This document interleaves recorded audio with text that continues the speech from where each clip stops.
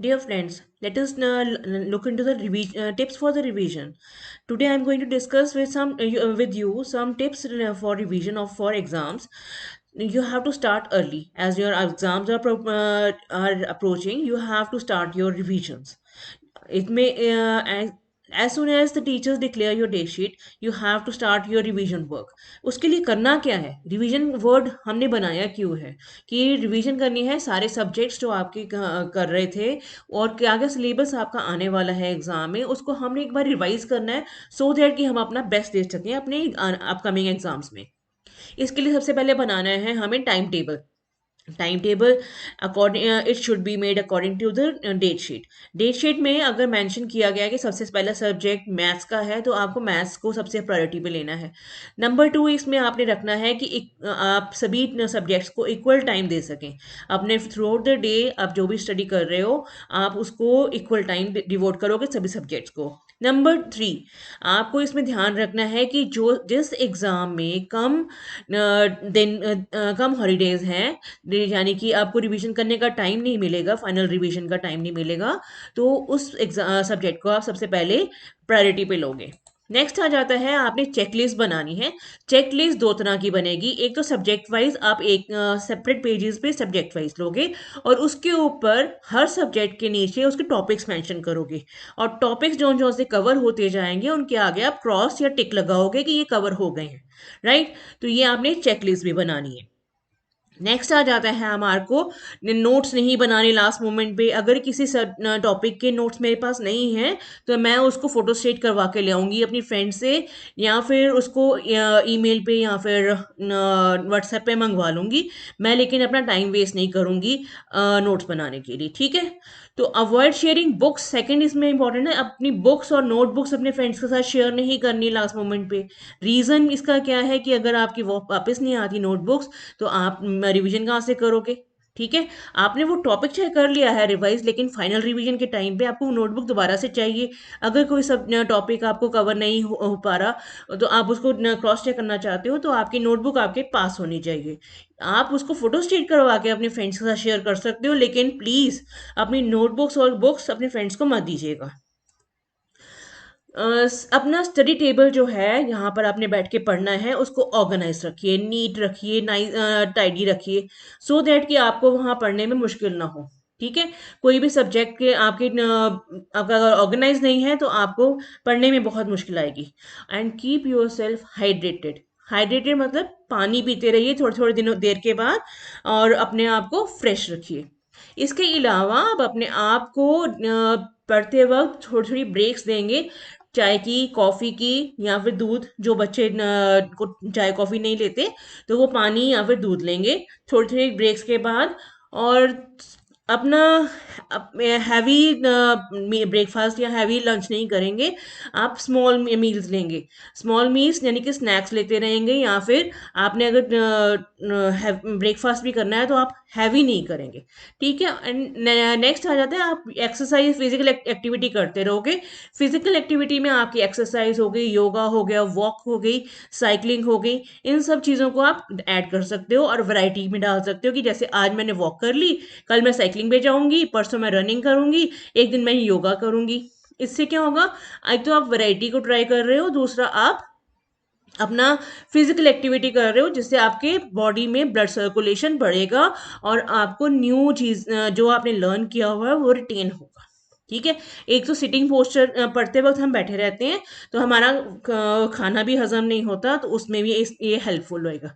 ठीक है, और हमारी फिजिकल एक्टिविटी होती रहेगी तो हमारी बॉडी की मसल्स जाम नहीं होंगी। जाम इन द सेंस कि वो दर्द नहीं होंगी कि मेरी बैक एक हो रही है, मैं इस तरह से नहीं ज़्यादा देर बैठ पा रहा हूँ, ये प्रॉब्लम्स नहीं आएंगी अगर आप ये एक्सरसाइज फिजिकल एक्टिविटी साथ साथ करते रहेंगे। और स्मॉल नैप्स लेंगे अगर रिक्वायर्ड है तो। अगर आपको लग रहा है कि आपका ब्रेन बहुत थक गया है, यू नीड अ रेस्ट, तो आप प्लीज़ जाके आधे घंटे के लिए सो जाइए। Don't talk to anyone, don't do anything. Chatting भी कर सकते हो और अपने फ्रेंड्स के साथ डाउट्स भी क्लियर कर सकते हो आप ब्रेक पीरियड में। ठीक है, आपने जो अपने लिए ब्रेक पीरियड रखा हुआ है उसमें। राइट। नेक्स्ट आ जाता है हमारे पास रिवीज स्टिक नोट्स करना। रिवीजन नोट्स जो आप बना रहे हो, यहाँ पर आप देखोगे कि पिंक कलर के, ब्लू कलर के, ग्रीन, येलो और वाइट कलर के नोट्स लगे हुए हैं। आपने हर सब्जेक्ट के लिए एक कलर एलोकेट कर दिया, ठीक है। उसको आपने नोट्स उस पर लिख दिए कि ये टॉपिक में मैंने ये चीज़ें की हैं और ये मेरे डाउट्स हैं, ठीक है। ये मुझे दोबारा रिवीजन करनी है, ये चीज़ें मेरी डाउट है, इनको मैं ज़्यादा अच्छी तरह पढ़ूंगी या लेटर ऑन मैं इसके ऊपर ध्यान दूंगी।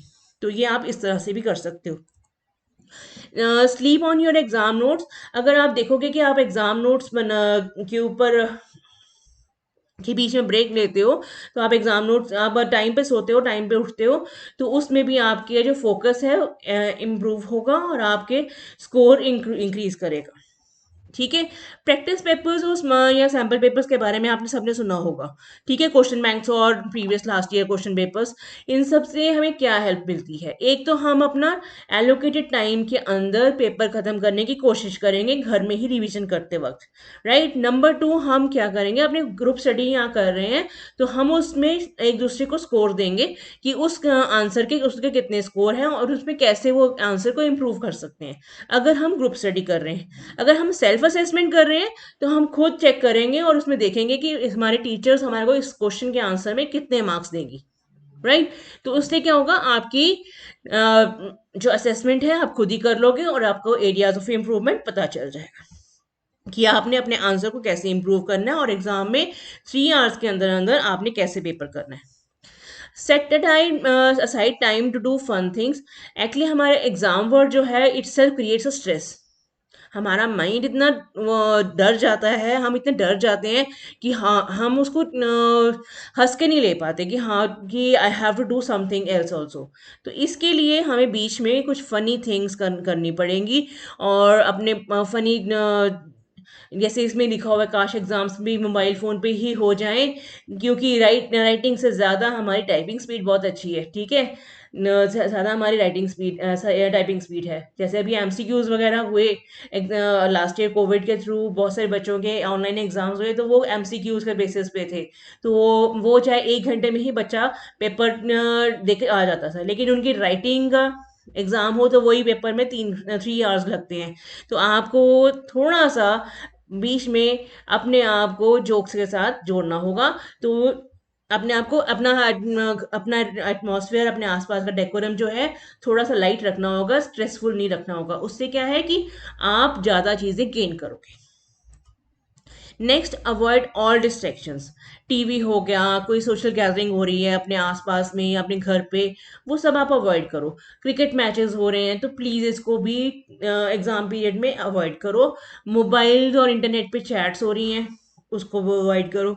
फ़ोन कॉल्स आ रही हैं फ्रेंड्स की तरफ से टाइम वेस्ट करने के लिए, तो उसे भी कह दो मैं बिज़ी हूँ, या साइलेंट पे डाल दो फ़ोन को, या फ़ोन अपनी मदर को दे दो जब आप पढ़ रहे हो, ठीक है। एंड बैक बैटिंग्स वगैरह हो रही है तो फ्रेंड्स से वो भी आप अवॉइड करो, उनके साथ वो भी अवॉइड करो, because it is going to waste your time. To improve your interest in any subject, हम क्या करते हैं कि लू को या फिर टॉयलेट को हम रेस्ट रूम भी बोल सकते हैं, करते हैं हम स्कूल में या कॉलेज में। लिफ्ट को एलिवेटर बोलते हैं, अगर हम मॉल्स में जाते हैं तो वहाँ पर लिखा होता है एलिवेटर। मोटरवे को हम फ्री वे करते हैं, जंपर को हम स्वेटर भी बोल देते हैं। These are the changing trends. Trousers को हम पैंट्स बोल देते हैं, वेस्ट कोट को हम वेस्ट बोल देते हैं, ट्रेनर्स को हम स्नीकर्स बोलते हैं, नैपी को डायपर और पेट्रोल को हम गैसोलाइन। तो these are the new trends, ठीक है। तो आपको अगर कोई चीज़ समझ नहीं आ रही है तो आप उसको इंटरेस्ट नहीं क्रिएट हो रहा किसी सब्जेक्ट में, तो आप उसमें नाम चेंज करके देखो, शायद आपका इंटरेस्ट उस सब्जेक्ट में हो जाए। आपको आप ये भी ट्राई कर सकते हो कि आप हर जो भी सब्जेक्ट कर रहे हो उसके एंड में माइंड मैप्स बनाओ, या फिर उस पैराग्राफ की आप समरी लिखो कि इस चीज पैराग्राफ में ये चीज़ हुई थी। आपके नॉवेल्स वगैरह जो होते हैं या फिर आपकी जो एसएसटी के पेपर्स होते हैं, एसएसटी सब्जेक्ट है, उसमें आप हिस्ट्री के या फिर ज्योग्राफी में वहां पर भी आप माइंड मैप्स बना सकते हो। ये चीजें हुई थी। फिजिक्स में भी आप कर सकते हो कि ये वाली एक्टिविटी के बाद ऐसे ऐसे हुआ था, तो इसलिए ये वाला केमिकल डालकर इसमें ये रिएक्शन हो गया। तो ये क्या है, आपके माइंड मैप्स बनेंगे, सो दैट कि you can understand the things better, और आपके माइंड में ज्यादा देर तक रिटेन रहे।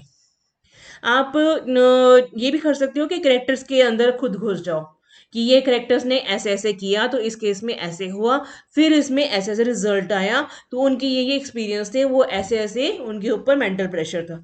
उससे क्या होगा, आप उसको कैरेक्टर के अंदर घुस के आप खुद उसमें कैरेक्टर रोल प्ले करोगे। One can keep handy revision notes.